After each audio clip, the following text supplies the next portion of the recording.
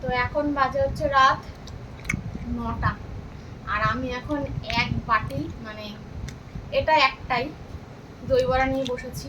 অনেক বড় ম্যাসিভ সাইজের একটা দই বড়া। বসো মা, বসো বসো।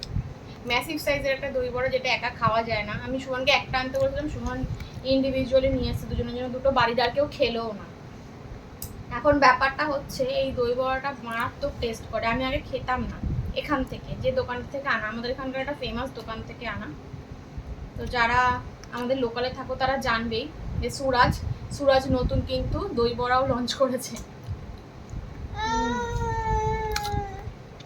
এতই ইয়াম্মি করে কি বলবো। তো তোমরা যারা লোকালে থাকো ডেফিনেটলি সুরাজের দই বড়াটা টেস্ট করো। আর এটা ম্যাসিভ সাইজ, একটা খেলে ডিনার হয়ে যায়। এটা খেলে তো আমি আজকে রাতে ভাত খেতে পারবো না, কি হবে? ইচ্ছা হবে না। হবে তো অবশ্যই। যাই হোক, তো আমি এটা আবার টেস্ট করি।